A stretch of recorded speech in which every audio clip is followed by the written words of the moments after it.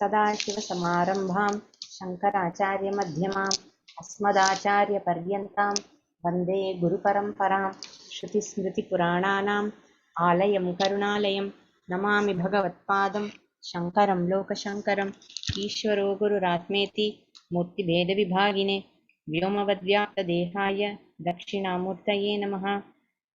ॐ सहना भवतु सहनौ भुनक्तु सह वीर्यं करवावहै तेजस्विनावधीतमस्तु मा विद्विषावहै। ओम शांति शांति शांति। வேதம் அப்படிங்கிற டாபிக்ல தான் இருக்கோம். போன வாரம் தமிழ்நாட்டில் வேதம்ங்கிறத பற்றி பார்த்தோம். எப்படி ஞானசம்பந்தர் கூட அந்த ஜெயினர்களோட எல்லாம் வாதிடும் போது கூட வேதத்தை அவர்கள் வெறுத்தார்கள்ங்கிறதுக்காகத்தான் அந்த வாக்குவாதமே நடந்ததே தவிர கடவுள் இல்லைன்னு சொல்றதுக்காகவோ சிவனை ஏற்றுக்கொள்ளவில்லைங்கிறதுக்காகவோ இல்லை. சிவனை ஏற்றுக்கொள்ளவில்லைங்கிறது லேட்டரான் சொல்றாங்க, சமணர்கள் அப்படி பண்ணினது. ஆனாலும் முக்கியமான காரணம் வைதிகத்தை, வேதத்தை அவர்கள் நிந்தித்ததால வந்தது. ஸோ வேதத்துக்கு தான் முதல் இடம், வேதம் தான் நமக்கு பிரமாணம். அதனால்தான் நம்ம யாராவது கடவுள் இல்லைன்னு சொன்னா கூட சரி சரிப்படா அப்படின்னு சொல்லி விட்டுறோம். கடவுள் இல்லைன்னு சொல்றதுனால ஒருத்தன் ஒன்றும் ஆயிடும், அது கொஞ்சம் விபரீதம் தான். ஆனாலும் நம்ம அசுரர்கள்லாம் இருக்கு இல்லையா, ஹிரண்யாக்ஷன் ஹிரண்யகசிப்பு எல்லாம் இருக்கு இல்லையா, பிரகலாதன் கதையே அதுல இருந்துதானே வந்தது. நாராயணா நீ சொல்லக்கூடாது, ஓ நம்மோ ஹிரண்ய கஷப்பவேன்னு தானே சொல்லணும், அவன் பேரை தானே மந்திரமா சொல்றான். அந்த மாதிரி கடவுள் இல்லை, இல்லைன்னா கடவுள் மேல வெறுப்பு, இந்த மாதிரி இருக்கிறதெல்லாம் ஏற்றுக்கொள்ளப்பட்ட விஷயங்கள் தான் நம்மளுடைய சனாதன தர்மத்துல. ஆனா வேதத்தை இல்லைன்னு சொல்லும்போது நமக்கு ரொம்ப அது நம்ம தலையில நாமளே மண்ணை வாரி போட்டுக்கிற மாதிரி, நமக்கு குழி தோண்டின்ற மாதிரி வேதத்தை நம்ம மறுத்தோமானால். அடுத்து வேத சாக்கை. வேதங்கள் அனந்தம், அதாவது முடிவே இல்லாதவை. வேதாந்தம் என்றாலோ வேதத்தின் முடிவு என்று அர்த்தம். வேத முடி, அதாவது ஸ்ருதி சிரஸ் என்றாலும் வேதத்தின் முடிவுதான். முடிவே இல்லாத வேதத்தின் முடிவு என்றால் என்ன அர்த்தம்? வேதத்துக்கு முடிவு இல்லைன்னு சொல்லிட்டு வேதத்தினுடைய முடிவுதான் வேதாந்தம்னு சொன்னா, அப்போ முடிவே இல்லாத வேதத்தின் முடிவு வேதாந்தம்னா ஒன்றும் புரிய மாட்டேங்கிறதே. என்ன அர்த்தம்? தத்துவ ரீதியிலே வேதங்களில் என்ன தாத்பரியங்களை சொல்லி இருக்கிறதோ அவை எல்லாவற்றுக்கும் முடிவான ஆத்ம சாட்சா்காரம் இந்த உபனிஷத் பாகத்திலேயே சொல்லப்பட்டிருப்பதால் அது வேதாந்தமாகிறது. அதாவது வேதத்தின் முடிவான கொள்கையாக இருக்கிறது. வேதம் என்ன சொல்றது அப்படின்னா, நீ கர்மாவுக்கு உட்பட்டவன் அல்ல, நீ பாப புண்ணியத்துக்கு உட்பட்டவன் அல்ல, நீ ஏற்கனவே முக்தன்தான், நீ முக்தனாக இருக்கிறது உனக்கு தெரியல.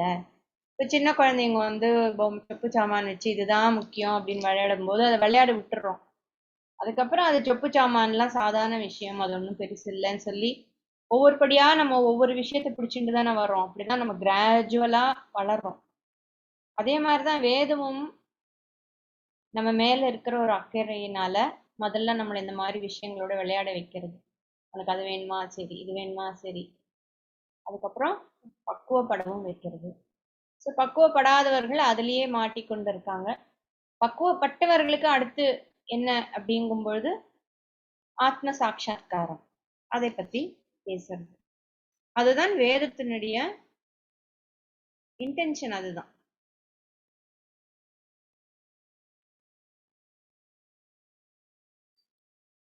பிராமணனாக பிறந்த ஒவ்வொருவனும் கற்று ஓதி அபியசிக்க வேண்டிய சாக்கை என்ற வேத பிரிவுகளில் முதலில் சம்ஹிதை, பிறகு பிராமணம், அதற்கப்புறம் ஆரண்யகம், இப்படி ஆரண்யகத்தின் கடைசியிலே அந்த சாக்கையின் முடிவாக அந்தமாக உபநிஷத்துக்களே வருவதாலும் அவை வேதாந்தமாகின்றன.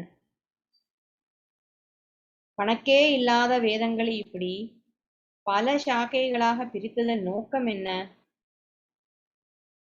ஜீவன் பரிசுத்தி பெற்று சாட்சா்காரம் பெறுவதற்கான சகல விஷயங்களையும் அவனுக்கு சொல்ல வேண்டும். அத்தியன ரூபத்திலும் யஜ்ஞம் முதலிய அனுஷ்டானங்களாலும் அவன் செய்ய வேண்டிய கர்மா, அதற்கான மந்திரங்கள், அப்புறம் யஜ்ஞத்தின் தத்வார்த்தமான விசாரணை, கடைசியில் பரமாத்ம தத்துவம் பற்றிய விசாரணையும், அதன் நிதித்தியாசனமும், நிதித்தியாசனம் என்றால் தியானம் பண்ணி பண்ணி அனுபவபூர்வமாக உணர்ந்து கொள்வது, இப்படி மூன்றையும் ஒருவனுக்கு கொடுக்க வேண்டும். ஒரு ஜீவன் கடை தேர்வதற்கு எவ்வளவு அவசியமோ அவ்வளவு கொடுக்க வேண்டும். கடை தேறுவதற்கு அனந்தமான வேதங்களையும் தெரிந்து கொள்ள வேண்டும் என்கிற அவசியமே இல்லை. அப்படி தெரிந்து கொள்வது அடியோடு சாத்தியமில்லாத காரியமும் ஆகும். பரத்வாஜர் மாதிரியான மகரிஷிகளும் வேத மலையில் 3 பிடிதான் எடுத்துக்கொள்ள முடிந்தது என்று கதை சொன்னேன் அல்லவா? ஆகையால் எவ்வளவு தெரிந்து கொண்டால் ஒரு ஜீவன் சம்ஸ்காரம் பண்ணப்பட்டு, அதாவது அழுக்கு எல்லாம் நீங்கி சுத்தமாக பரம்பொருளோடு கலப்பதற்கு போதுமோ அதையே ஒரு சாக்கை என்று அனந்தமான வேதங்களில் இருந்து பிரித்து கொடுத்திருக்கிறது. வேதத்தை எல்லாமே படிக்கணுங்கிறது நடக்கிற காரியம் இல்லை. வேதத்துல என்ன சொல்லி இருக்கிறதுங்கிறதுலதான் எல்லாரும் முதல்ல ஒரு இம்பார்ட்டன்ஸ் கொடுக்கணும். இப்ப எல்லாருமே நானும் வேதம் கத்துக்கிறேன், வேதம் சாண்ட் பண்றேன்னு எல்லாரும் என்னமோ வேதிக் சாண்டிங் பண்றதுனால என்னமோ ஆயிட போற மாதிரி எல்லாரும் போட்டி போட்டுட்டு அதை கத்துக்கிறாங்க. நம்ம வேதிக் சாண்டிங் கத்துட்டு ஏன் கஷ்டப்படணும்? வேதிக் சாண்டிங் இருக்கு ஏற்கனவே. அந்த கோஷத்தை கேட்டாலே போறோம், அதை நம்ம சப்போர்ட் பண்ணினாலே போறோம். என்கிட்ட நிறைய பேர் மெசேஜ் அனுப்புறது, தனித்தனியா கேட்கறது, can I learn Vedic chanting, can women chant Vedas, women should not or should not chant, should chant எல்லாம் விட்டுருவோம். எத்தனையோ அந்த விஷ்ணு சஹஸ்ரநாமம் சொல்லி முடிக்கிறதுக்குள்ளேயே நாக்கு பறந்து போறது. இந்த வேதங்கள்ல எத்தனையோ ஸ்வரங்களோட அது கரெக்டா நம்ம இப்ப மகாபெரிவா இவ்வளோ நேரம் விவரமா சொல்லியிருக்க. அந்த சப்தத்துக்கு முக்கியம், அந்த ஸ்வரத்துக்கு முக்கியத்துவம், அது அந்த மாதிரி சொன்னால்தான் அது நமக்கு அனுகூலமா இருக்குன்னு சொல்லும் பொழுது, அந்த மாதிரி சொல்லி கொடுத்து 12 வருஷம் உட்கார்ந்து ஒருத்தன் படிக்கிறானா, அபியாசம் பண்றானா, எவ்வளவு கமிட்டடா இருக்க வேண்டியிருக்கு. சும்மா ஆன்லைன்ல ஏதோ கத்துண்டேன், ரெக்கார்டிங்க வச்சு கத்துண்டேன் அப்படின்னு சொல்றதெல்லாம் என்னை பொறுத்த வரைக்கும் ரொம்ப அக்கிரமம். எப்படி அந்த பையன் பாடசாலையில உட்கார்ந்து காத்தால சாயந்தரம் மத்தியானம் விடாம அவன் பண்ணிட்டு இருக்கானோ அந்த அளவுக்கு கரெக்டா அத்தியனம் பண்ற பொறுப்பு நமக்கு இருந்தாலும் வழியா நம்ம இந்த மாதிரி சாண்டிங்ல எல்லாம் இறங்க வேண்டிய அவசியம் இல்லை. ஸ்லோகங்கள் அதுக்கு சமமாக எத்தனையோ இருக்கு, எவ்வளவோ ஸ்லோகங்கள் இருக்கு, அற்புதமா இருக்கு, தமிழ்ல இருக்கு, அந்தந்த பாஷையில இருக்கு, அதெல்லாம் கத்துக்கலாம். இந்த சாண்டிங்க வேற கத்துன்ட்டு பொது இடத்துல வைதிகர்கள்லாம் சொல்லும் போது இவாளும் சேர்ந்து தப்பு தப்பா சொல்லும்போது மனசுக்கு ரொம்ப வேதனையா இருக்கு. அதை அவாய்ட் பண்றது நல்லது. வேத கோஷம் கேட்டாலே புண்ணியம் தான். எனக்கு ஏன் லேடிஸ்க்கு அப்படி ஒரு எண்ணம் வந்ததுன்னு எனக்கு புரியல. என்னமோ அது ஒதுக்கிட்டோம், தள்ளி வச்சிட்டோம், டிஸ்கிரிமினேட் பண்றோங்கிற எண்ணம் எல்லாம் ரொம்ப தப்பு. யாராவது ஒருத்தர் வேலையை பண்றாங்கன்னா அந்த வேலையை பண்ண விட்டுறணும். அதை இழுத்து போட்டுன்னு நம்ம பண்றேன்னு அதை நாசம் பண்ணக்கூடாது. என்னை பொறுத்த வரைக்கும் அதுதான். என்னை பொறுத்த வரைக்கும் தேவையில்லை. எங்களுக்கு குருகுலத்துல சொல்லி கொடுத்தா ஒரு எல்லாமே சொல்லி கொடுக்கல, ஏதோ ஒரு சில விஷயங்கள் தான் சொல்லி கொடுத்தா. அதுலயும் எத்தனையோ பேர் தப்பு தப்பாதான் கத்துண்டா. அதுக்கப்புறம் அவளும் அதை சொல்றதை நிறுத்திட்டா. சரியா வரலன்னு அந்த தெரிஞ்சுட்டு அதை நிறுத்தின ஆளும் இருக்கா. அதனால அந்த பொறுப்பு நமக்கு இருக்கணும். சரியா தெரியலன்னா சொல்லக்கூடாதுங்கிற பொறுப்பு நமக்கு இருக்கணும். அதுல என்ன போட்டி வேண்டி இருக்குன்னு தெரியல. அதுல போய் ஃபெமினிசம் எல்லாம் காமிச்சோம். காப்பாற்ற வேண்டியதை நாசம் பண்றதுல என்ன ஃபெமினிசம் இருக்குன்னு தெரியல. ஒரு சாக்கை என்பது ஒரு பிராமணன் பிறப்பது முதற்கொண்டு இறக்கும் வரையில் செய்ய வேண்டிய கர்மாக்களுக்கு உபயோகமான விஷயங்கள் அடங்கி இருப்பது. ஒரு சாக்கையை அத்தியனம் பண்ணி யாரோ சாரி நான் இது நடுவில் உங்களுக்கு இதை சொல்றேன், எனக்கு இது சப்ஜெக்ட் ஆரம்பிச்சதால, இந்த உபனிஷத்தை சாண்ட் பண்ணினா என்னமோ வீட்டுக்கு நல்லது, நான் இந்த உபனிஷத்தை சாண்ட் பண்ணலாமா? உபநிஷத்தை சாண்ட் பண்ணா வியாதி போகும்னு யாரு சொன்னா? இந்த மாதிரி எல்லாம் பொருளை கலப்பறதே ரொம்ப தப்பு. உபநிஷத் வந்து you are not the body, you are not the மைண்ட்னு சொல்றது. நீ இந்த தேகம் இல்ல, இந்த மனசு இல்ல, இந்த புத்தி அல்ல. நேத்தி நேத்தி நேத்தி நேத்தின்னு நான் இத்தின்னு சொல்லி கொடுத்துட்டு இருக்கு. அதுல போய் வியாதி சரியாகும் பகவத்கீதையை சொன்னா வியாதி சரியாகும்னு சொல்றது வந்து என்ன? பகவத்கீதை என்ன சொல்றதுன்னு கூட தெரியாம வியாதிக்கும் அதுக்கும் சொல்றேன்னா, வியாதின்னு எடுத்திருந்தா சம்சாரமே ஒரு வியாதி. சம்சார வியாதி போறதுக்கு வேணா சொல்லலாம். பிறப்பு இறப்பிலிருந்து விடுபடுவதே ஒரு பெரிய ரிலீஃப் தான். பிறப்பு இறப்பு என்பதே ஒரு வியாதி. அதை வியாதியாக எடுத்துட்டு நம்ம பகவத்கீதைய கத்துக்கணும். பகவான் என்ன சொல்லி இருக்காருங்கிறத கத்துக்கணும். அது சாண்ட் பண்றதால என்ன பிரயோஜனம்? எதெல்லாம் சாண்ட் பண்ணினா பிரயோஜனமோ அதை மட்டும்தான் சாண்ட் பண்ணணும். ஏன் மகிஷாசுரமர்தினி ஸ்தோத்திரம் அர்த்தம் தெரியலையா? சொன்னாலும் அதுக்கு பலன் உண்டு. ஏன்னா அது வந்து பகவான அம்பாளை வந்து ஸ்துதி பண்றது. லலிதா சஹஸ்ரநாமம் ஸ்துதி பண்றது, விஷ்ணு சஹஸ்ரநாமம் ஸ்துதி பண்றது. அதுக்கெல்லாம் பலன் கொடுத்துருக்கா. அது அர்த்தம் தெரியறதோ தெரியலையோ சொல்லலாம். ஆனா ஒரு பொறுப்பு வேணும். கொஞ்சம் சம்ஸ்கிருதமாவது தெரியணும் இல்லையா? சம்ஸ்கிருதமே தெரியாம நான் வந்து தமிழை வச்சுட்டு விஷ்ணு சஹஸ்ரநாமம் கத்துப்பேன்னு சொல்றது ரொம்ப அக்கிரமம். பொறுப்பு வேண்டாமா நமக்கு? பிரெஞ்சை வந்து தமிழ் மூலமா கத்துப்பேன்னு யாராவது சொல்ல முடியுமா? பிரெஞ்சை கத்துக்கணும்னா போய் மெனக்கெட்டு பிரெஞ்சு கத்துக்கிறது இல்லையா? அந்த லாங்குவேஜ் கத்துக்கிறது இல்ல. அது ஏன் சம்ஸ்கிருதத்துல இருக்கிற ஸ்லோகத்தை கத்துக்கும் போது மட்டும் அவ்வளவு அலட்சியம்? ரொம்ப சிலதெல்லாம் என்ன சொல்றதுன்னு எனக்கு தெரியல. பொறுப்பு வேணும். பொறுப்பின்மை, அலட்சியம், மரியாதை. அந்த அந்த இதுக்கு ஒரு மரியாதை இருக்கு இல்லையா? என்ன கத்துக்கிறோமோ அதுக்கு ஒரு மரியாதை இல்லையா? விஷ்ணு சஹஸ்ரநாமம் எனக்கு வாயில நுழையலைன்னா என்ன? இப்போ எவ்வளவோ ரெக்கார்டிங் இருக்கு, எத்தனையோ பேர் சொல்றா. ஒண்ணுமே முடியலையா? ஓம் நமோ நாராயணா சொல்லிட்டு இருக்கலாம். இல்ல மெனக்கட்டு உட்கார்ந்து கத்துக்கணும். அதுக்கு ஓரளவுக்கு கொஞ்சம் சம்ஸ்கிருதம் தெரியணும். கொஞ்சம் காக்கா காகாங்கன்னு வித்தியாசம் தெரியணும். எல்லா காயும் ஒரே மாதிரி காக்கான்னு சொல்றது, பாப்பான்னு எல்லாத்தையுமே பாப்பான்னு சொல்லிட்டு இருக்கு, ஹாக்கு கா சொல்றது, காக்கு ஹா சொல்றதுன்னா என்ன பண்ண முடியும்? நம்ம மனுஷாளுக்கெல்லாம் என்ன என்ன தோன்றதுன்னே தெரியல. அதெல்லாம்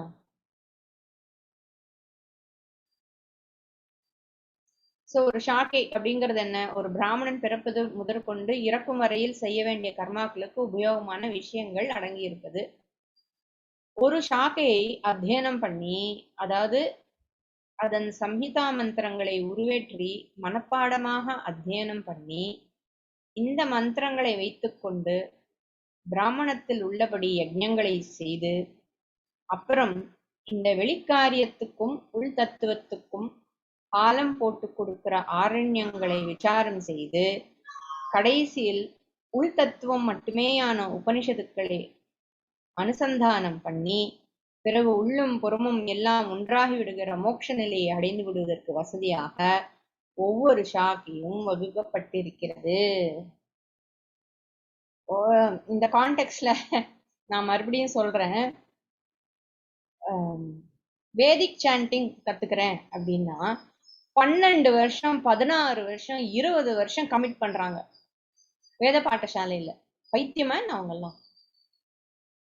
இந்த கமிட்மெண்ட் இல்ல, ஒரு பர்டிகுலர் கம்யூனிட்டியை உட்காத்தி வச்சு உன் வேலையே இதை ப்ரொடெக்ட் பண்றதுதான் ஒருத்தனை உட்காத்தி வச்சு வேத பாடசாலையில சின்ன வயசுலயே அப்பா அம்மாவை பிரிஞ்சு வந்து குருகுலத்துல இருந்து என்ன இருக்கோ அதை சாப்பிட்டுண்டு ஒரு டிசிப்ளின் லைஃப், காத்தால எழுந்தா ஸ்நானம், சந்தியாவந்தனம், வெளியில சாப்பிட்றது கிடையாது. என்ன ஒரு டிசிப்ளின்! எத்தனை ரிலிஜியஸ் டிசிப்ளினோட ஒரு வேதத்தை அவங்க வந்து ரட்சிக்கிறாங்க. இங்க தபால்னு உட்கார்ந்துட்டு ஏதோ ஒரு ரெக்கார்டிங்க கேட்டுட்டு நானும் வேதம் கத்துட்டேன் அப்படின்னு சொல்றது என்ன அக்கிரமம் தெரியுமா? அதெல்லாம் அது என்ன எடுத்து அவங்க அந்த இத்தனை நாள் கட்டி காத்தவங்க எல்லாம் பைத்தியங்களா என்ன? ஒரு கம்யூனிட்டியா உட்கார்ந்து அதை காப்பாத்தின்னு இருந்திருக்கேன். இப்போ அவங்க எப்படி அப்படி நடந்துக்கிறாங்க இப்படி நடந்துக்கிறாங்க அதெல்லாம் வேற விஷயம். நம்ம அது இண்டிவிஜுவல் இதுக்குள்ள போக வேண்டாம். அது கட்டி காக்கப்பட வேண்டியது. அதுக்கு லைஃபை வந்து கமிட் பண்ணணும். அதனால்தான் பிராமணன் வந்து சொத்து சேர்க்கப்படாது, அப்படி இருக்கக்கூடாது, இது இருக்கக்கூடாது. கிட்டத்தட்ட அவன் சன்னியாசி மாதிரியா தானே இருந்திருக்கான் பிராமணன். அந்த மாதிரி இருந்து கத்துக்கணும். வேதத்தை கத்துக்கிறதா இருந்தா சாண்டிங். இந்த மயிலுக்கு என்ன இப்போ வந்து வாசல்ல உட்காந்து கத்திட்டு இருக்கு. வேத வேத வேதிக் சாண்டிங்க வந்து தயவு பண்ணி மறந்துருங்க. யாருக்காவது அது கத்துக்கணும்னு இருந்தா தயவு பண்ணி விட்டுருங்க. போய் உட்கார்ந்து கத்துக்கிற அளவு எனக்கு தெரிஞ்ச லேடிஸ் எதுக்காக அவ்வளவு பிரயத்தனம் பண்ணணும்னு எனக்கு புரியல. ஸ்லோகங்களே எவ்வளவோ இருக்கு கத்துக்க வேண்டியது. சின்ன சின்ன சின்னதா தீட்சை வாங்கிண்டா கூட அந்த தீட்சை மந்திரத்தை சொன்னாலும் அதே பலன் தான். என்ன அதுக்கு எக்ஸ்ட்ரா பலன், இதுக்கு எக்ஸ்ட்ரா பலன், இதுக்கு அது பண்ணா விசேஷம். சுவாமி நாமாவை ஸ்ரத்தாவோட ராமா அப்படின்னு சொன்னாலே விசேஷம்தான். ஓம் நம சிவாயன்னு ஆத்துல உட்காந்துட்டு 108 தடவை சொன்னாலே விசேஷம்தான். ஓம்னு 108 தடவை சொன்னாலே விசேஷம்தான். எது விசேஷம் இல்லை? இதை விட அது விசேஷம், அதை விட இதை விசேஷம்னு சொல்லி சொல்லி சொல்லி எல்லாரையும் குழப்பி கடைசியில எதுலையுமே நிலைச்சு நிக்கிறது இல்லை. ரொம்ப மோசம். எதுலையுமே ஒரு நிலைப்பாடு இல்லாமல் போய் வேவரிங்காவே இருந்து அதோட அந்த பாடசாலையில அவங்க உட்கார்ந்து படிக்கிற அந்த அத்தியன முறை அவங்களுக்கு there are certain ways of learning. அது சொல்லி கொடுக்கறதுக்கு ஒரு மெத்தடாலஜி இருக்கு, லேர்னிங்க்கு ஒரு மெத்தடாலஜி இருக்கு, எல்லாமே இருக்கு. ஸ்வரம் தப்பக்கூடாது. வேதத்துல ஸ்வரம் தப்பக்கூடாது. அதுக்குதானே அது ஸ்வரம் கொடுத்துருக்கு.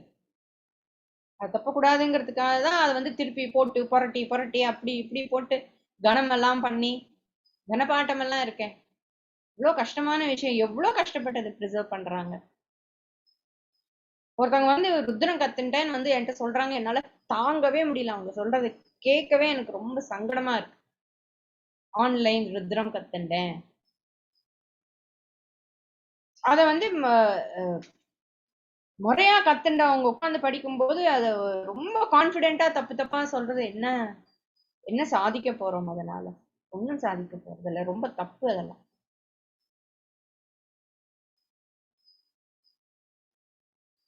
பக்குவிகளானால் ஒரே ஒரு மந்திரம் கூட போதும் ஆத்மாவை கடை தேறுவதற்கு இதான் சொல்றார். இருந்தாலும் பொதுவாக ஒரு சாதாரண ஜீவன் பரிசுத்தமாவதற்கு எத்தனையோ கர்மாக்கள், உபாசனை, ஜபம், தியானம் இவற்றை செய்ய வேண்டியதாகிறது. அப்படி ஒரு சாமானிய ஜீவன் கடை தேறுவதற்கான அளவுக்கு ஒவ்வொரு சாக்கையிலும் மந்திரங்களையும் கர்மாக்களையும் தத்துவ உபதேசங்களையும் கொடுத்திருக்கிறது.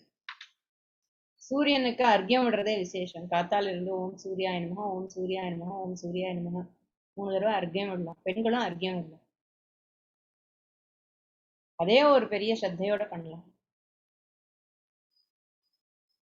பிராமணர் அல்லாதவர் விஷயம். இதுதான் எல்லாருக்கும் ரொம்ப இன்ட்ரெஸ்டிங்கான டாபிக்கா இருக்கும்.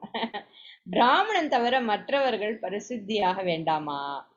அவர்களுக்கு இந்த கர்மானுஷ்டானம், அத்தியனம் இவை இல்லையே என்றால் அவரவருக்கும் அவரவர் செய்கிற தொழிலே சித்த சுத்தியை தருகிறது.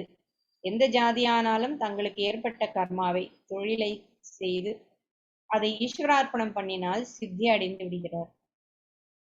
ஸ்வகர்மனா தம் அபியர்ச்சிய சித்திம் விந்ததி மாணவக. பகவான் இத பகவத்கீதையில சொல்லியிருக்க. யுத்தம் செய்வது, காவல் காப்பது முதலான தொழில் ஒருத்தனுக்கு ஏற்பட்டிருக்கிறது. இன்னொருவன் வியாபாரம் செய்கிறான், பசுவை ரட்சிக்கிறான். வேறொருவன் இந்த நாளில் தொழிலாளர்கள் என்று சொல்கிற லேபர் போர்ஸாக இருக்கிறான். பிராமணன் சமூகத்துக்காக செய்ய வேண்டிய தொழில் என்ன? இந்த லோக ரீதியில் மற்றவர்கள் தொழில் செய்கிறார்கள்.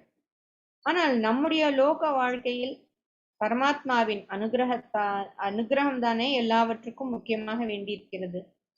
அதை சகல ஜாதியாருக்கும் சம்பாதித்து கொடுப்பதற்கான காரியங்களே பிராமணனுக்கு ஏற்பட்டவை.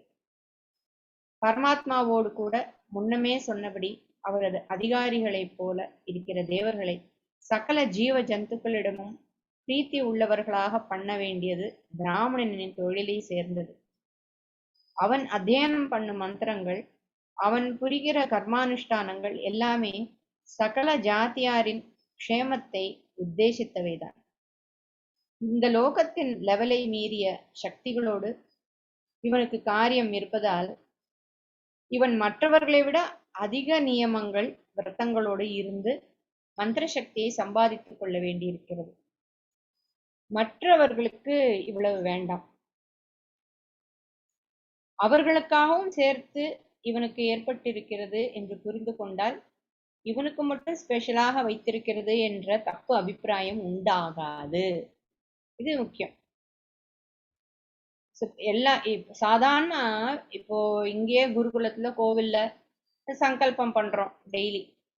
எந்த குருகுலம் ஆகட்டும், எந்த பாடசாலை ஆகட்டும், எந்த கோவில்கள் ஆகட்டும், சங்கல்பம்னு ஒண்ணு உண்டு. அந்த சங்கல்பத்துல லோகக்ஷேமத்தை மனசுல வச்சுண்டு, எல்லாரையும் மனசுல வச்சுண்டு, எல்லாருக்கும் வியாதி இல்லாமல் இருக்கும், எல்லாருக்கும் இப்ப நம்ம சொல்றோம் இல்லையா, சர்வே ஜனாக சுகினோ பவந்து எல்லாம் சொல்றோம். அந்த அர்த்தத்துல இன்னும் டீட்டெயில்டா சங்கல்பங்கள்லாம் உண்டு. சோ அந்த சங்கல்பத்தோடு தான் எல்லா ஹோமம், யாகம், கோவில் பூஜைகள் எல்லாமே அப்படிதான் நடக்கிறது. நம்ம தட்டம் வாங்கின்னு போய் நம்ம குடும்பத்து பேரை சொல்றது அது தனி, அது வேற. பட் பொதுவான இடங்கள்ல, மட்டங்கள்ல எங்க போனாலும் சங்கல்பம் எல்லாருக்கும் சேர்த்துதான் செய்யப்படுகிறது. சோ அங்க பண்ணுகின்ற ஜபம், யாகம் எல்லாமே எல்லாருக்குமே அதுல புண்ணியம் உண்டு. அதனால எல்லாருக்குமே சித்த சுத்தியம் உண்டு. சோ அவர்களுக்காகவும் சேர்த்து இவனுக்கு ஏற்பட்டிருக்கிறது என்று புரிந்து கொண்டால் இவனுக்கு மட்டும் ஸ்பெஷலாக வைத்திருக்கிறது என்ற தப்பபிப்பிராயம் உண்டாகாது. இந்த காரியம் தவிர லோக ரீதியிலேயே இவன்தான் எல்லா வித்யைகளையும் சாஸ்திரங்களையும் மற்ற எல்லார் செய்கிற தொழில்கள் முறைகள் எல்லாவற்றையும் நன்றாக படித்து அவரவருக்கும் உரிய தொழிலை அவரவர்களுக்கு சொல்லிக் கொடுக்க வேண்டும். டீச்சிங், அதாவது கற்றுக் கொடுப்பதே இவன் தொழில். மற்ற தொழில்களை இவனே செய்யாமல் அவற்றை பற்றிய நூல்களை பயில மட்டும் செய்து அதற்கு உரியவர்களுக்கு கற்றுக் கொடுப்பதோடு நிற்க வேண்டும்.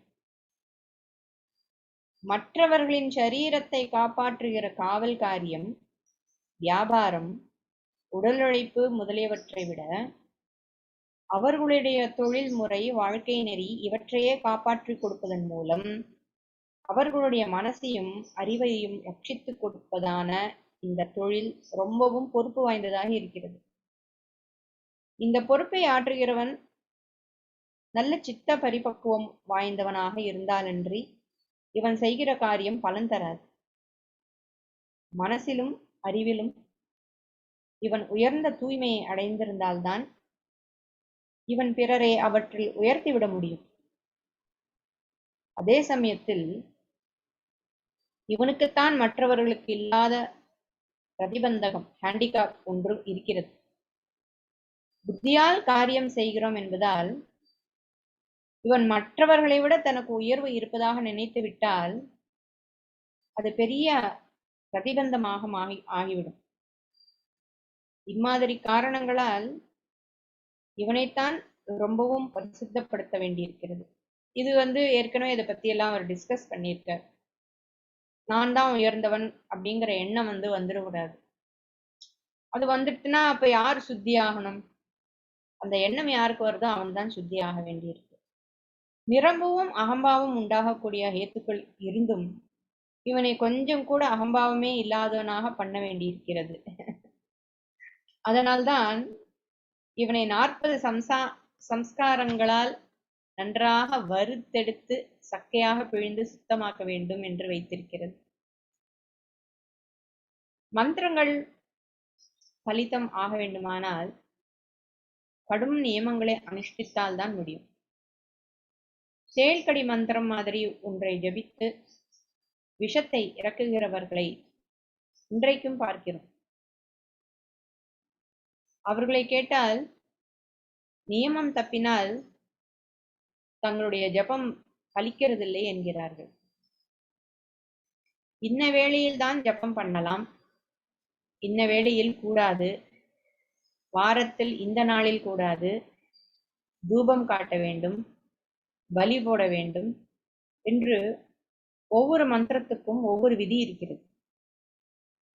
விதி தப்பினால் பலனில்லாமல் போய்விடுகிறது. கிரகண காலத்தில் ஜபித்தால் நல்ல வீரியம் சித்திக்கிறது என்கிறார்கள். இவ்விதமாக மந்திரன் பலன் தருவதற்கும் ஒரு வேதவித்து ஆத்மசுத்தி பெறுவதற்கும் ஆதாரமான விஷயங்கள் அத்தனையும் ஒரு சாக்கைக்குள் வந்து விடும்படியாக வைத்திருக்கிறது. சாக்கைகளின் பிரிவினையும் வழக்கில் உள்ளவையும். ஆதி காலத்தில் இருந்தவர்கள் மகாசக்தர்களாக நிரம்ப யோக சக்தியும் புத்தி வன்மையும் உடையவர்களாக இருந்ததால் ஒவ்வொருவரும் ஏகப்பட்ட வேத சாக்கைகளை அபியாசம் பண்ணி வந்தார்கள். அநேகம் மகரிஷிகளுக்கு தாமாகவே வேதங்கள் ஸ்புரித்தன. மற்றவர்கள் குருவிடமிருந்து அசாதாரணமாக மேதாசக்தியினால் அபரிதமான வேத சாக்கைகளை கற்றுக்கொண்டார்கள். அதற்கப்புறம் இவர்களுக்காகவே வேத மந்திரங்கள் ஸ்புரித்ததும் உண்டு. குருவிடமிருந்து கற்றதற்கு மேலாக புது புது வித்தியைகளை பிரகாசப்படுத்தினார்கள். வேதம் முழுக்க சமுத்திரம் என்றால் அதை பூர்ணமாக அறிந்து யாரும் இருக்கவில்லைதான். ஆனாலும் இப்படி அந்த சமுத்திரத்தில் நிறைய பாகங்களை பற்றி தெரிந்தவர்களாக ஆதி காலத்தில் இருந்தார்கள். பிற்காலங்களில் மனுஷர்களின் தெய்வீகமான யோக சக்திகள் குறைந்து கொண்டே வந்து கலி ஆரம்பித்ததில் ரொம்ப க்ஷீணமடைந்து விட்டது. ஜனங்களின் ஆயுசு, ஆரோக்கியம், புத்திபலம் எல்லாமே ரொம்ப குறையலாயிற்று. புராணங்களில் இப்படி சொல்லியிருப்பதைத்தான் மேலே சொன்ன நச்சினார்க்கினியார் உரையிலும் சின்னாட் பல் சிற்றறிவினோர் என்று சொல்லியிருக்கிறது. இதெல்லாம் பரமாத்மாவின் லீலைதான். ஏன் இப்படி குறைய வேண்டும் என்றால் சொல்ல தெரியவில்லை. வேதங்களை நிரம்ப கற்று யஜ்ஞாதிகளும் முடிவிலே ஆத்ம விசாரமும் பண்ணி கொண்டு வந்தவர்கள் தலைமுறை தலைமுறையாக நன்றாக விருத்தியாக கொண்டுதானே வர வேண்டும். அப்படி இல்லாமல் ஏன் க்ஷீணமடைய வேண்டும் என்று கேட்டால் பதில் சொல்ல தெரியவில்லை. பரமாத்மா ஒரே மாதிரி இல்லாமல் நூதனமாக விசித்திரமாக விளையாடி கொண்டு இந்த லோக நாடகத்தை நடத்துவதால் இப்படி இருக்கிறது என்றுதான் சொல்ல வேண்டி இருக்கிறது. நமக்கே தோணும்ல, நம்மளை விட முந்தி இருந்தவங்க எல்லாம் எவ்வளவோ ஆச்சார அனுஷ்டானங்களோடு இருந்தாலும் கூட எவ்வளவோ இன்வேஷன் இருந்திருக்கு, என்னென்னமோ நடந்திருக்கு. புராணங்கள்லயே பிடிக்கிறோம், ராட்சசர்கள் அசுரர்கள்லாம் பாடாப்படுத்தின்னு இருந்தாங்க. இப்போ ராட்சசர்களும் அசுரர்களும் வேற வேற ஒரு மனுஷ ரூபத்துல, இப்போ லேட்டஸ்டா கூட இப்போ படிச்சோமே அந்த நியூஸ் எல்லாம் கேட்கும்போது மனசுக்கு ரொம்ப வேதனையா இருக்கு. இந்த காலத்துலயும் இப்படி ஒரு கொடுமை, இந்த காலம்னு சொல்ல முடியாது, நம்ம மறந்துட்டோம். அதெல்லாம் மறந்துட்டு தெரியல, ஜனங்களுக்கு தானாகவே ஒரு குறைஞ்சுட்டே வருதோ என்னமோ. எல்லாருடைய பக்தி சுத்தம் ஏன்னா லைஃப் ஸ்டைல்லயே ஒரு சுத்தம் இல்லையே. பேச்சுல சுத்தம் இல்லை, எண்ணங்கள்ல சுத்தம் இல்லை, வாழ்முறையில சுத்தம் இல்லை, நிறைய விஷயங்கள்ல சுத்தம் இல்லாம தான் இருக்கும். அதுதான் உண்மை. அதெல்லாம் பாதிக்கத்தான் செய்யுது. ஒரு டிசிப்ளின் இல்லாம தான் வாழறோம்.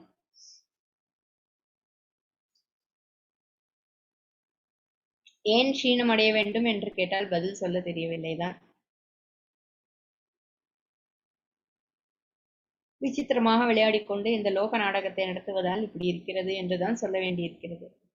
ஆகக்கூடி எவல்யூஷன் என்று உயிரினம் மேலே மேலே அபிவிருத்தியாகிற கிரமத்திலேயே சிருஷ்டி போய்கொண்டிருக்கிறது என்று டார்வின் முதலானவர்கள் சொன்னாலும் ஆன்மீகமாகவும் புத்தி பிரகாசம், நல்ல குணம், யோக சக்தி முதலியவற்றை வைத்து பார்க்கிற போது எவல்யூஷனுக்கு நேர்மாறாக கீழே கீழே டிகிரி போவதாகத்தான் இருந்திருக்கிறது.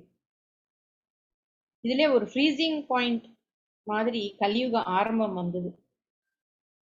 கிருதயுகத்திலிருந்து மனுஷர்களின் சக்தி குறைந்து கொண்டே வந்திருக்கிறது.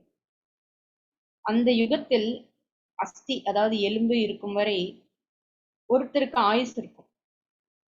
ரத்தம் மாம்சம் எல்லாம் வற்றி போய் விட்டாலும் கூட எலும்பு கூடு உளுந்து விழுகிற வரையில் உயிரோடு இருப்பார்கள். அதனால்தான் அந்த பழைய பெயிண்டிங் எல்லாம் பாக்குறோம்ல, எலும்பு கூடு போலவே அந்த ரிஷிகள் உட்கார்ந்து இருக்கிறது, தபஸ் பண்றது. அவர்களுக்கு நிரம்பவும் தியான சக்தி உண்டு. அவர்களை அஸ்திகத பிராணர்கள் என்று சொல்லி இருக்கிறது. அப்புறம் திரேதா யுகத்துக்கு அடுத்த யுகம், திரேதா யுகக்காரர்கள் மாம்சகத பிராணர்கள். அதாவது ரத்தம் சிந்திவிட்டால் கூட மாம்சம் அழுகுகிற வரை உயிரோடு இருப்பார்கள். இவர்களுக்கு யஜ்ஞாதி கர்மாக்களை பண்ணும் சக்தி விசேஷமாக உண்டு. துவாபரயுக ஜனங்களுக்கு ருதிரகத பிராணர் என்று பெயர். ருதிரம் என்றால் ரத்தம். நம்ம உதிரம்ங்கிறோம்ல தமிழில் உதிரம் என்றாகி இருப்பது இதுதான். இவர்கள் ரத்தம் வற்றுகிற வரை ஜீவனோடு இருப்பார்கள். பூஜை பண்ணுவதில் இவர்களுக்கு சக்தி அதிகம். அப்புறம் இப்போது கலியுகத்தில் இருக்கிற நாம் அன்னகத பிராணர். சோறு உள்ளவரை தான் நமக்கு உயிர் உடம்பில் தரித்திருக்கும். நமக்கு தியான சக்தி, கர்மானுஷ்டான சக்தி, பூஜை பண்ணுகிற சக்தி எதுவும் இல்லை. கிருஷ்ணாராமா என்று நாமாவை சொல்கிற சக்தி தான் இருக்கிறது. நாமாவே காப்பாற்றிவிடும் என்பது வாஸ்தவம்தான். ஆனாலும் அதற்காக பிரம்ம சிருஷ்டியிலிருந்து வந்திருக்கிற வேதங்களை அழிந்து போகும்படி பண்ணலாமா? அது பெரிய நஷ்டம் அல்லவா? அந்த நஷ்டத்துக்கு ஹேது கிருஷ்ண பகவானின் தேகோத்சர்ஜத்தோடு, தேக வியோகத்தோடு பெரிதாக ஆரம்பித்தது. அவதாரத்தோடு கிருஷ்ண பரமாத்மா சரீரத்தை பரித்தியாகம் பண்ணிவிட்டு லோகத்தை விட்டு புறப்பட்டவுடன் ஒரு பெரிய இருட்டு வந்து சூழ்ந்து கொண்டு விட்டது. கிருஷ்ண பரமாத்மா பேரிலும் இருட்டு. அதாவது கிருஷ்ணன் என்றால் கருப்பு. அவர் பிறந்ததும் இருட்டு. காராகிரகத்திலே நட்ட நடுநஷியிலே அவர் பிறந்தார். ஆனால் அவரே லோகத்துக்கெல்லாம் ஞான ஜோதியாக இருந்தார். கருணை ஜோதியாக, அருட்பெருஞ்சோதியாகவும் இருந்தார். அவர் மறைந்ததும் ஞானத்துக்கு பெரிய ஹானி உண்டாகி பெரிய இருள் சூழ்ந்து விட்டது. கெட்ட சக்திகளுக்கு ஒரு ரூபமாக இருக்கப்பட்ட கலிபுருஷனுக்கு அதிகாரம் ஏற்பட்டு விட்டது. இதெல்லாம் எதற்காகவோ பரமாத்மாவே விளையாடி பார்த்து கொள்கிற லீலைதான். இதுல இருந்து என்ன தெரியுது? ஆச்சுன்னு உபனிஷத்து அது இதெல்லாம் படிச்சுட்டு மோட்சம் அப்படின்னு போயிட்டோம். சிருஷ்டி ஆக்சுவலி கிருஷ்ணர் இறந்த அப்புறம் ருக்மிணி, சத்யபாமா எல்லாருமே வந்து ரொம்ப கஷ்டப்பட்டாங்க. அதுக்கப்புறம் அவர் லோகத்தை விட்டு போன அப்புறம் திருடர்கள் வந்து அப்புறம் அவங்களெல்லாம் கொண்டுட்டாங்கன்னு நினைக்கிறேன். கொலை கூட்டம் எல்லாம் வந்து என்னென்னமோ நடந்தது அக்கிரமங்கள்லாம் கிருஷ்ணர் போன அப்புறம். அது டோட்டலா எல்லாமே அப்படியே மாறி போச்சு. ஒரே ஜோதியாக வந்தார், அப்புறம் ஒரே இருட்டு வந்து விடுமோ என்று பயப்படும்படியான நிலையை உண்டு பண்ணினார். இதற்கப்புறம் ஒரு கருணை உண்டாகி லோகம் இப்படி ஒரேடியாக வீணாகி விட வேண்டாம், கலிக்கு கொஞ்சம் மாற்று மருந்து, கலியின் விஷத்தை முறிக்கிற மருந்து கொடுத்து ரசிக்கலாம் என்று நினைத்தார். வேதம்தான் அந்த மருந்து. கலிபுருஷன் அதை கபலீகரம் பண்ணிவிடாமல் காப்பாற்றி விட்டால் போதும், லோகம் பழித்துக் கொள்ளும். இருட்டிலே அது ஒரு விளக்காக வழிகாட்டி கொண்டிருக்கும் என்று பரம கருணையோடு எண்ணினார். பழைய மாதிரி வேத ஜோதியாக பிரகாசிப்பது கலியில் சாத்தியமில்லை. கலிபுருஷனுக்கு அதிகாரம் கொடுத்த பின் அப்படி பண்ணுவதற்கும் இல்லை. ஆனாலும் அது குறைந்த அளவுக்காவது எவ்வளவு பிரகாசிக்க வேண்டுமோ அந்த அளவு இருக்கும்படி பண்ண வேண்டும் என்று நினைத்தார்.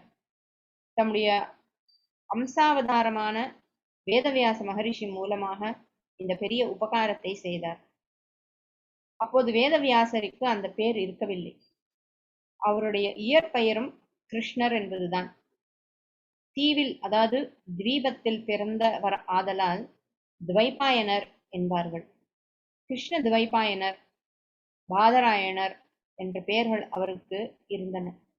பத்ரி என்னும் இலந்தை மரத்தடியில் தபஸ் பண்ணியதால் பாதராயணர் என்றும் அவரை சொல்வார்கள். பல மகரிஷிகளின் மூலமாக லோகத்துக்கு வந்திருந்த 1180 வேத சாக்கைகளும் கிருஷ்ண துவைபாயனருக்கு தெரியும். அக்காலத்தில் அதெல்லாம் கலந்து ஒரே பிரவாகமாகத்தான் இருந்தது. அதில் நிறைய கிரகிக்கும் சக்தி பூர்வீகர்களுக்கு இருந்தது. அவதார புருஷரானதால் துவாபர கடைசியில் பிறந்த போதிலும் கிருஷ்ண துவைபாயனருக்கோ அத்தனையையும் கிரகிக்கும் சக்தி இருந்தது. சக்தி குறைந்த நமக்காக அவர் அவற்றை 4 வேதங்களாகவும் அதில் ஒவ்வொன்றிலும் இன்னின்ன சாக்கை என்றும் பிரித்தார். ஒரு டேம் போட்டு பெரிய பிரவாகத்திலிருந்து பல வாய்க்கால்களை வெட்டி விடுகிற மாதிரி 4 வேதங்கள், அவற்றின் சாக்கைகள், என்று விபாகம் செய்தார். அது அவருடைய யோக மகிமை, தபஸின் வலிமை.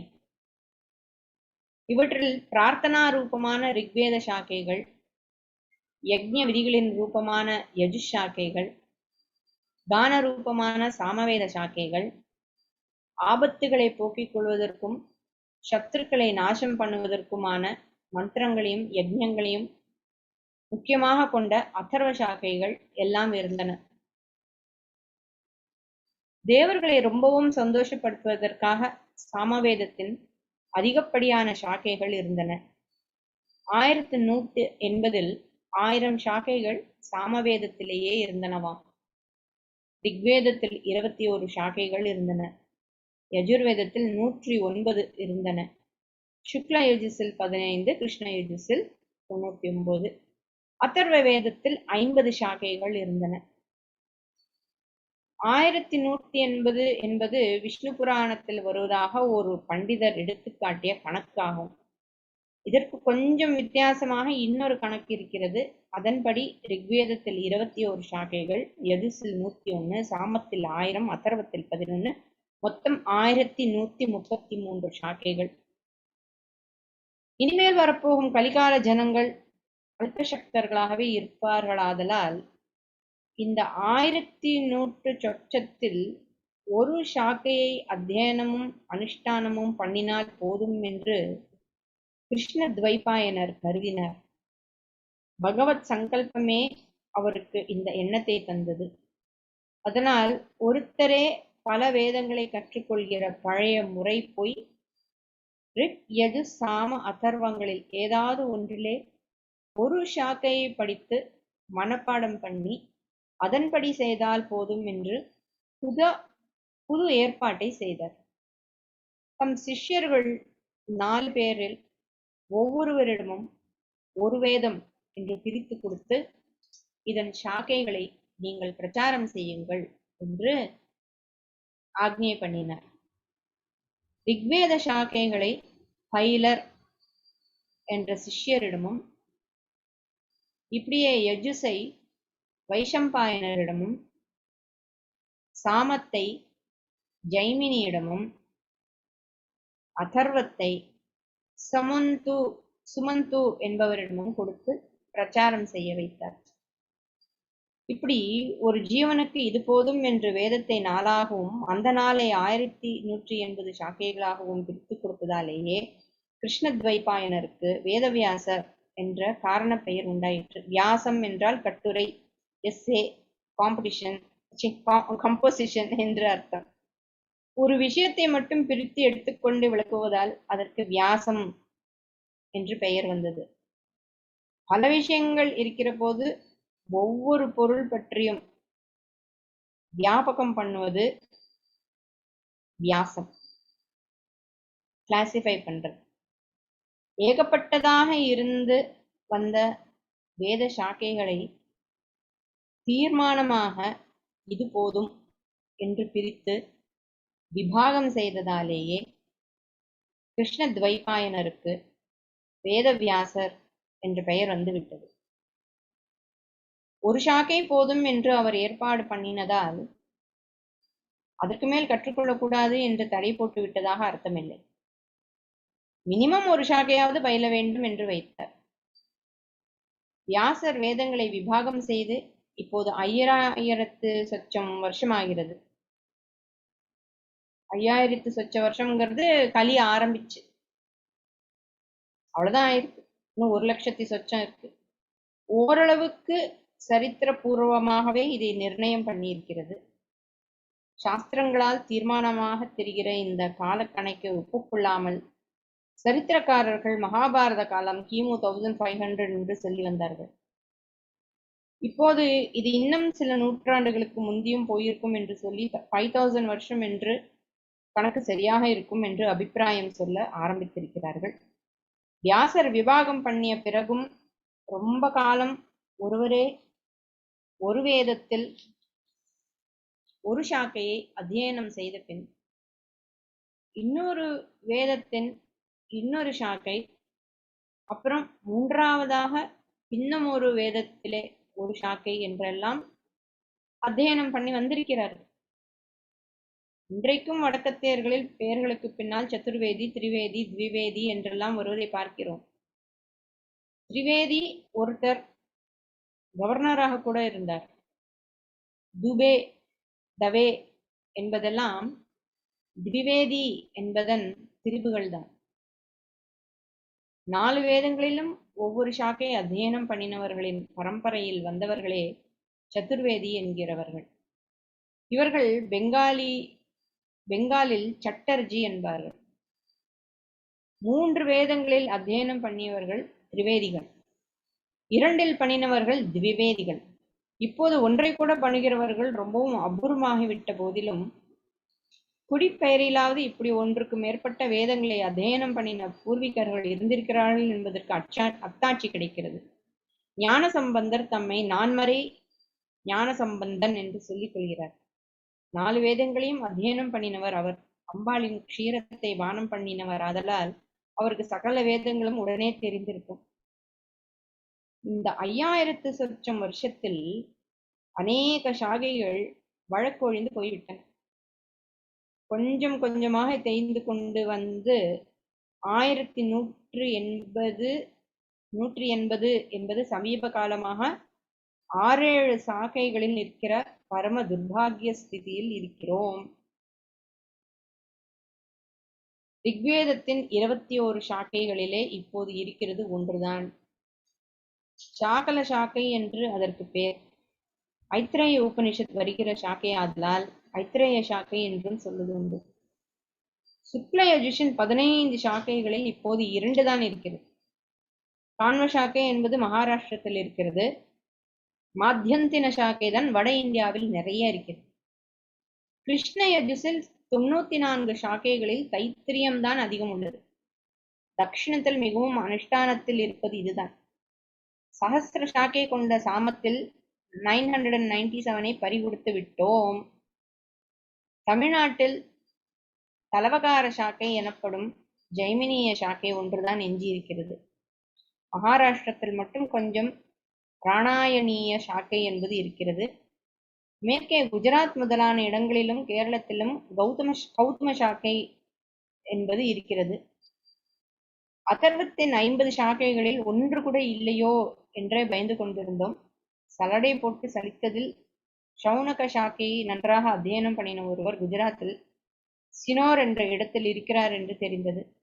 அவரிடமிருந்து இந்த அதர்வ சாக்கையை அத்தியனம் பண்ண நம்ம ஊர் பசங்களை அனுப்பிட்டு இதெல்லாம் ஓரல் ட்ரெடிஷன்ங்கிறதுனால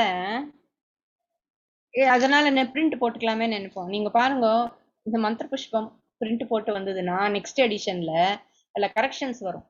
அந்த ஸ்வரம் தப்பா போட்டுட்டோம், அந்த ஸ்வரத்தை எப்படி பாடுங்கோ, அந்த அக்ஷரம் தப்பா போச்சு, இந்த அக்ஷரத்தை எப்படி படிங்கோன்னு வரும். பிரிண்டிங்காக வந்தது கிடையாது. அந்த காலத்துல நினைச்சிருந்தா அவ கூட எழுதி அதை பராமரிச்சிருக்கலாம். ஆனா ஓரல் ட்ரெடிஷன்ங்கிறது ரொம்ப முக்கியம். அந்த ஓரல் ட்ரெடிஷன்ல தான் இதை பராமரிக்க முடியும். அந்த ஓரல் ட்ரெடிஷன் போயிடுச்சுன்னா, ஒரு ஆளோட அது போயிடுச்சுன்னா அது போயிடுச்சு, அவ்வளவுதான். அந்த மாதிரி தானே we have lost lot of skills also. ஸ்கில்ஸும் போயிடுத்து, நாலேஜும் போயிடுத்து, எல்லாமே போயிடுத்து.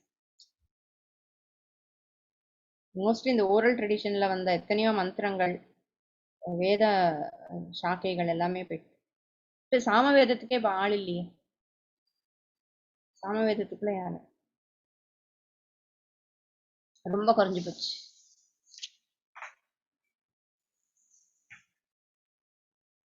ரிக்வேதத்தை சேர்ந்த பிராமணங்களில் ஐத்திரேய பிராமணமும் கௌஷீதகி பிராமணமும் நமக்கு வந்திருக்கின்றன. இவற்றை சேர்ந்த ஆரண்யகங்களில் வரும் ஐத்திரேய உபனிஷத்துக்கும் கௌஷீதகி உபனிஷத்தும் இன்றைக்கும் வழக்கில் உள்ளன. சுக்ல யஜுசை இதெல்லாம் நீங்க பைஹார்ட் பண்ணிக்கணும்னு இல்லை, இது ஒரு நாலேஜ்க்காக தான். அப்புறம் ஐயோ இதை ஒன்றும் தெரியலையேன்னு எல்லாம் வருத்தப்பட வேண்டாம். புக் எப்படியும் இருக்கு, வேணா இன்னொரு தடவை படிச்சுக்கலாம். சுக்ல யஜுசை சேர்ந்த பிராமணங்களில் சதபத பிராமணம் ஒன்றே அனுஷ்டானத்தில் இருப்பது. அது மாத்தியாந்தின சாக்கை, கான்வ சாக்கை இரண்டிலும் பொதுவாக இருப்பது. வேதங்கள் எல்லாவற்றுக்கும் விளக்கமாக இருக்கிற பெரிய புஸ்தகம் இது. ஆரண்யகமாகவும் ஆரண்யகம் பூராவுமே உபனிஷதாகவும் இருக்கப்பட்ட பிரகதாரண்யகம் ஒன்றே இன்றைக்கு சுக்ல யஜுஸில் நமக்கு கிடைத்திருப்பது. ஈஷாவாசிய உபனிஷத் இந்த வேதத்தின் சம்ஹிதா பாகத்திலே வருகிறது என்று முன்னதே சொன்னேன். கிருஷ்ண யஜுஸில் இப்போது வழக்கில் இருக்கிற பிராமணம் தைத்திரியம்தான். இந்த வேதத்தின் ஆரண்யகங்களிலும் தைத்திரியம் என்பது இருக்கிறது. அதில்தான் தைத்திரிய உபனிஷதும் மகாநாராயண உபனிஷதும் இருக்கின்றன. நிறைய பிரயோஜனப்படுகிற சுத்தங்களும் மந்திரங்களும் மகாநாராயண உபனிஷதத்தில் இருப்பவையே. மைத்ராயணி ஆரண்யகமும் அதே பெயரை கொண்ட உபனிஷதும் இதே கிருஷ்ண யஜுஸில் கிடைத்திருக்கின்றன. கடசாக்கை, அதன் பிராமணம், ஆரண்யகம் எதுவும் இப்போது அனுஷ்டானத்தில் இல்லாத போதிலும் அதன் கடைசியில் வருகிற கட்டோபனிஷத் மட்டும் வழக்கில் இருக்கிறது என்று முந்தையே சொன்னேன். இதே போல ஸ்வேதாஸ்வதர உபனிஷத்துக்கும் கிருஷ்ண யஜுஸை சேர்ந்த ஸ்வேதாஸ்வதர சம்ஹிதையின் முடிவாக வருவது என்றாலும் இந்த உபனிஷத்தை தவிர அந்த சாக்கையின் மற்ற பாகம் எதுவும் கிடைக்கவில்லை. அந்த ஒரு உபனிஷத் மட்டும்தான் இருக்கு. சாமசாக்கா சம்ஹிதைகளில் 997 நஷ்டமாகிவிட்ட போதிலும் அதன் பிராமணங்களில் மட்டும் 7-8 தப்பி பிழைத்திருக்கின்றன. தண்டிய பிராமணம், ஆர்ஷேய பிராமணம், வேதாத்தியாய பிராமணம், சம்ஹிதோபனிஷத் பிராமணம், வம்ச பிராமணம் என்றிப்படி பல இருக்கின்றன. இந்த வேதத்தை சேர்ந்த ஆரண்யகங்களில் தலவகார ஆரண்யகம் என்பதை தலவகார பிராமணம் என்றும் சொல்வதுண்டு. இது ஜெய்மினிய பிராமணத்தில் வருவதுதான். இதில் கடைசியில் உள்ளதுதான் கேனோபனிஷத்.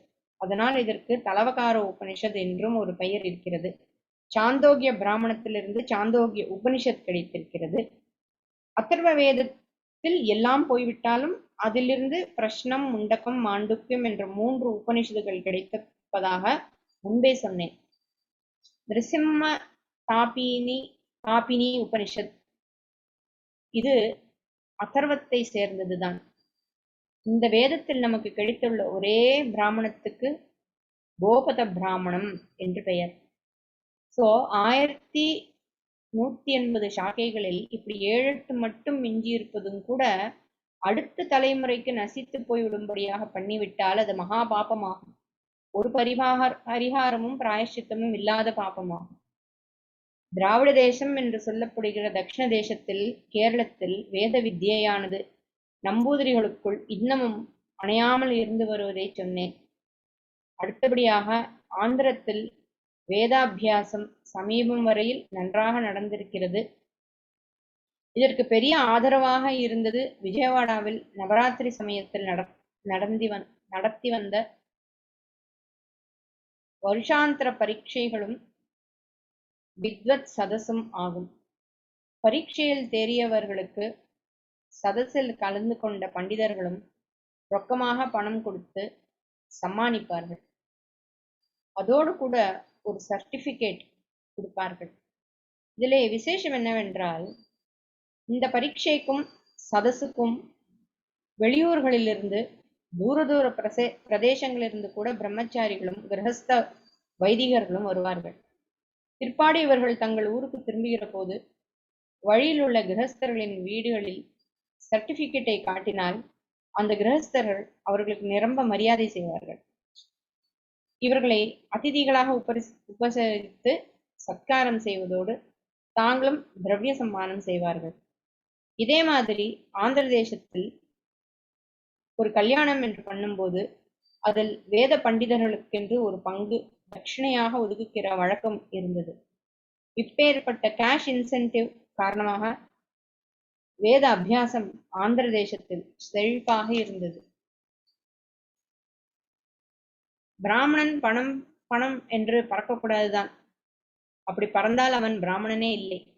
ஆனாலும் வேதம் தவிர மற்ற எந்த தொழிலில் போனாலும் பர்சு நிறைய பணம் வரும். வேதத்துக்கு போனால் அன்னவஸ்திரத்துக்கு கூட வழியில்லாமல் அவஸ்தைப்பட வேண்டியதுதான் என்கிற சூழ்நிலை போய் வைதிகனுக்கு ஓரளவு சுபிக்ஷமாக நிர்விச்சாரமாக ஜீவ யாத்திரை நடத்த முடியும் என்பதற்கு ஏற்பாடு செய்து கொடுக்கத்தான் வேண்டியிருக்கிறது. அதனால்தான் அந்த காலத்து பிராமணர்களுக்கு கொடுக்கறது விசேஷம். பிராமணர்களுக்கு கொடுத்தால் புண்ணியம் அப்படின்னு சொன்னது காரணம் என்னன்னா, அதுல பெரிய வருமானம் இருக்காது. ஸோ இல்ல எப்பவுமே பிராமணர்கள் தரித்திரர்களாதான். ஒரு 50 இயர்ஸ் பேக் எல்லாம் பார்த்தோம்னா தரித்திர பிராமணன் தான் இருப்பான் நிறைய.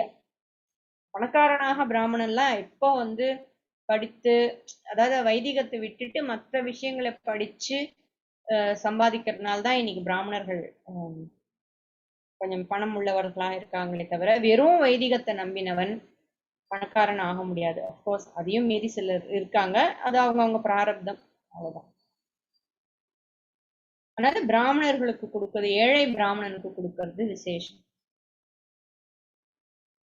இன்னும் இருக்காங்க. நீங்க சின்ன கிராமங்கள்ல எல்லாம் போய் பார்த்தோம்னா ஏழை பிராமணர்கள் இருக்காங்க. விடாம அதோ அவங்களுக்கு தெரிஞ்ச ஒரு காரியத்தை பண்ணிட்டு, ஒரு கோவில்ல பூஜை பண்ணிட்டு, கோவில்ல எல்லாம் கிராமங்கள்ல எல்லாம் யார் வர போறா, தட்டுல கூட காசு விழாது, அது பண்ணிட்டு இருக்காங்க. அவங்க எல்லாம் பண்ணிட்டு இருக்கிறதுனாலதான் ஏதோ அந்த கோவில்கள்ல ஒரு நேரமாவது தீபம். மற்ற இடத்துக்கெல்லாம் இப்போ பிராமணர்களே கிடைக்கிறது இல்லை. கோவிலுக்கு ஏதாவது பூஜைக்கு ஆள் தேடணும்னா இன்னைக்கெல்லாம் யாருமே இல்லை. அந்த ஸ்திதியில தான் இருக்கும். நான் அப்படி ஆயிடுத்து. சப்போர்ட் இல்லை, கவர்மெண்ட் சப்போர்ட் இல்லை, பப்ளிக் சப்போர்ட்டும் இல்லை.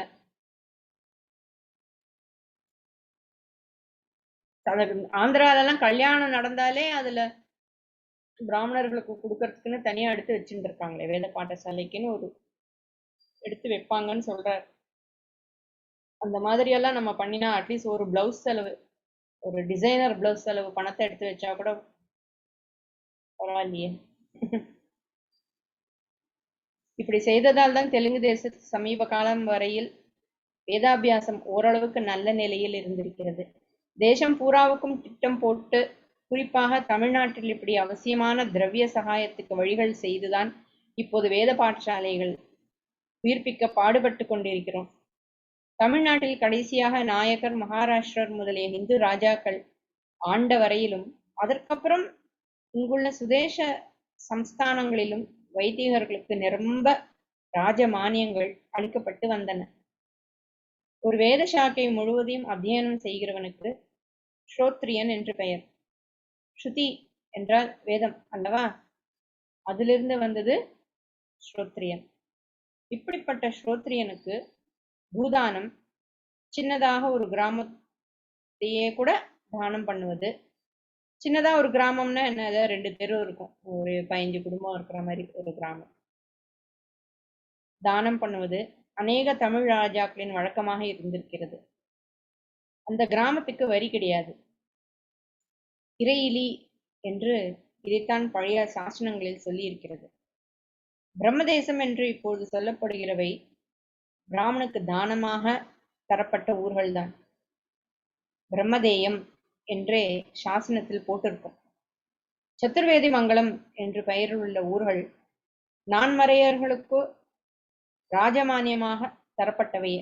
இப்ப நாங்க இந்த பல்லக்கால் பெருமாள் கோவில் புனருத்தாரணம் பண்றதுக்கு போராடிட்டு இருக்கோமே, அது சத்துர்வேத மங்கலம்னு பேர். அந்த இடத்துக்கு நான்மறையாளர்களுக்கு ராஜமானியமாக தரப்பட்டவையே. ஆனா இன்னைக்கு அங்க யாருமே இல்லை. கோவிலே இவங்களுக்கு நினைவே தெரியல. கடைசியா அந்த கோவில்ல எப்ப விளக்கேத்தினோம்னு அங்க இருக்கிற 90 வயசானவருக்கு கூட ஞாபகம் இல்லை. அந்த அளவுக்கு அந்த கோவில் அழகான பெருமாள். இப்ப எல்லாம் ரிவைவ் ஆயிருக்கு. அட்லீஸ்ட் ரிவைவ் ஆயிருக்குன்னா என்ன, ஒரு கால பூஜைக்கு ஏற்பாடு பண்ணியிருக்கோம். நீங்களாம் யாராவது சப்போர்ட் பண்ணா கூட I will be very happy. So நான்மறையாளருக்கு ராஜமானியமாக தரப்பட்டவையே. வேதாத்தியனம் பண்ணி இன்னொருத்தனுக்கு சொல்லி கொடுக்கிறவர்களுக்கு சம்பாத்தியமுள்ள வேறு வேலை இல்லாதபடியால் அவர்களால் கிஸ்தி கட்ட முடியாது என்று உணர்ந்தே வரி விலக்கு அளித்திருக்கிறார்கள். வருமானம் இருந்தா தானே டாக்ஸ். இவங்களுக்கு என்ன வருமானம் இருக்க போகுது டாக்ஸ் கட்டுறதுக்கு? நவாப் ராஜ்யத்திலும் கம்பெனி ஆட்சியிலும் பிரிட்டிஷ் ராஜ்யத்திலும் கூட இந்த வரிவலிக்கு நீடித்தது. வேதத்தை வளர்க்க இவர்களாக ஏற்பாடு பண்ணாவிட்டாலும் ஏற்கனவே க்ஷோத்ரிய கிராமங்களுக்கு இருந்த வரி விலக்கை மட்டும் ரத்து பண்ணாமலே இருந்தார்கள். அப்புறம் எப்படி எல்லாம் மாறிட்டுன்னு தெரியல. அப்படியும் பிராமணர்கள் தாங்களே நிலங்களை விற்றுவிட்டு ஓகே சர்டிபிகேட் சர்டிபிகேட்டுகளாக மாற்றிக்கொண்டு கிராமத்தையும் விட்டு டவுன்களுக்கு வந்து இங்கிலீஷ் படிப்பு இங்கிலீஷ் சர்க்காரில் வேலை என்று போய் வேத சம்பந்தத்தை அடியோடு கத்தரித்து கொண்டு தூக்கி துர்கதி உண்டாக்கி விட்டது. ஸோ இவர்கள் தான் அதுக்கு காரணம். பிரிட்டிஷ்காரன் கூட அதை மெயின்டைன் பண்ணிட்டு இருந்திருக்கான், இவங்க தான் எல்லாத்தையும் விட்டுட்டு வந்துட்டாங்கிறார். என்ன கஷ்டமோ பாவம் தெரியலையே. அப்போ லௌகீகத்தில் பிரவிற்த்தி வைத்துக் கொள்ளாமல் ஆத்ம லாபகரமான காரியங்களையே தனக்காகவும் சமூகத்துக்காகவும் பாரம்பரியமாக செய்து வருவது என்ற உன்னதமான ஏற்பாடு நம் ஒரு தேசத்தில்தான் இந்த லோகம் பூராவிலுமே யுகாந்தரமாக இருந்து வந்திருக்கிறது. இதன் பெருமையை பிராமணர்களே உணரத் தவறி வேதத்தை விட்டு வெள்ளைக்கார நாகரிகத்துக்கு பாய்ந்த பின் மற்றவர்களும் இந்த ஜாதியின் அவசியத்தை மறந்து போன ஸ்திதி ஏற்பட்டு விட்டது. பிராமணர் கடமை இன்னும் கொஞ்சம் வெளுத்து வாங்க போறாரு. அடுத்த வாரம் பார்ப்போம். ஓம் स्वस्ति प्रजाभ्यः परिपालयन्तां न्यायेन मार्गेण महिमहीषाः गोब्राह्मणेभ्यः शुभमस्तु नित्यं लोकाः समस्ताः सुखिनो भवन्तु काले वर्षतु पर्जन्यः पृथिवी सस्यशालिनी देशोऽयं क्षोभरहितः ब्राह्मणाः सन्तु निर्भयाः सर्वे भवन्तु सुखिनः सर्वे सन्तु निरामयाः सर्वे भद्राणि पश्यन्तु मा कश्चित् दुःखभाग् भवेत् असतो मा सत्तमः तमसो मा ज्योतिर्गमय मृत्योर्मा अमृतं गमय ओम पूर्णमदः पूर्णमिदं पूर्णात् पूर्णमुदच्यते पूर्णस्य पूर्णमादाय पूर्णमेवावशिष्यते। ओम शांति शांति शांति। हरि ओम श्री गुरुभ्यो नमः। हरि ओम।